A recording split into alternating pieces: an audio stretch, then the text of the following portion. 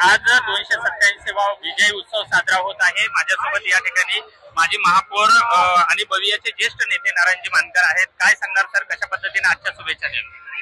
आज वसई विजयोत्सवाचा 227वा आपण हा साजरा करत आहोत। नरवीर चिमाजी अप्पा यांनी 16 मे 1739 साली हा चिमाजी अप्पांनी किल्ला सर केला पोर्तुगीजांपासून, आणि त्या दिवशी बुद्ध पौर्णिमा होती।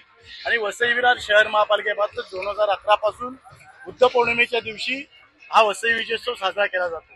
हा साधारण 3 दिवस साजरा केला जातो। आज पावसामुळे 2 दिवस आपले रद्द झालेले आहेत। एक या वसईचा किल्ल्याचा इतिहास तरुण पिढीला व्हावा, पर्यटनाच्या दृष्टीने वाढ व्हावी आणि वसईची खाद्याची संस्कृती आहे ती सगळ्या लोकांना कळावी आणि संबंध महाराष्ट्र किंवा मुंबईवरून पर्यटक यावे या दृष्टीने हा वसई विजयोत्सव साजरा केला जातो। आणि त्या दृष्टीने आज पावसामुळे 2 दिवस वाया गेले तरी आज आपण हा वसई विजयोत्सव साजरा करतो।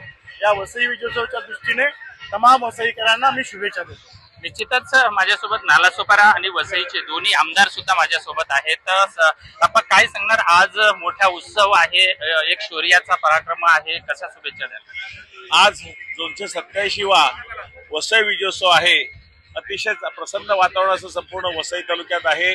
आपण बघतात हा कार्यक्रम म्हणजे खरा 3 दिवसाचा कार्यक्रम होता, परंतु अचानक आलेल्या पावसामुळे इथले मैदान ओलं झाल्यामुळे आज एक दिवशी बुद्ध पौर्णिमेच्या दिवशी हा किल्ला सर करण्यात आलेला। म्हणून आज बुद्ध पौर्णिमा आणि प्रतिवर्षी, आणि मला आनंद वाटतो आमचे मानकर साहेब आहेत की या महापालिकेमध्ये आमच्या पहिल्या महापालिकेने हा विजयोत्सव साजरा करण्याचं ठरवलं। आमचे प्रथम महापौर आमचे मार्गदर्शक राजीवजी पाटील हे होते, आणि आज आम्हाला दोघांना आणि मानकर साहेब वगैरे आहेत, आम्ही दोघं आणि आमचे भारतीय जनता पार्टीचे संस्थापक वसईतले यशवंत पाटील यांच्या समोर याही उपस्थित आहेत। त्यामुळे अतिशय आनंदाचं वातावरण आहे। मी या विजयोत्सवाच्या सर्वांना मंगलमय हार्दिक शुभेच्छा देतो आणि बुद्ध पौर्णिमेच्याही मंगलमय शुभेच्छा देतो। धन्यवाद। आपण आमदार झाल्याच्या नंतरचा हा पहिला विजय उत्सव आहे, आपण कसं बघाल याकडे? आज आपला पहिला मान आहे या ठिकाणी।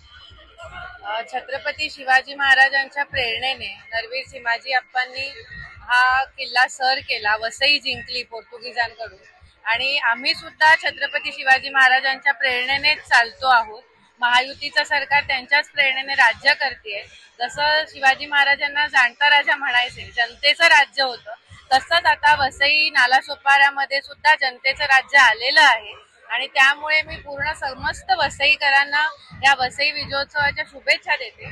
आणि आज वसई विजयोत्सव आपण साजरा करत असताना आपल्याला हेही लक्षात घेतलं पाहिजे की आपल्या देशाचे सैनिक आज तिथे देशावर सीमेवरती आपल्या देशाचं रक्षण करताना लढतायत।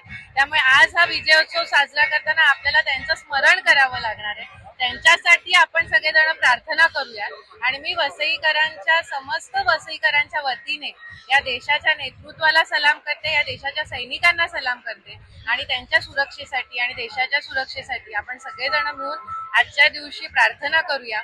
आणि जसा वसई जिंकला, जसं वसई विजयोत्सव आपण आज साजरा करतोय, तसंच येत्या काही कालावधीमध्ये सुद्धा आपण सैन्याचा विजय आपण उत्सव साजरा करू अशी मी आशा बाळगते आणि सगळ्यांना या विजयोत्सवाच्या शुभेच्छा देते।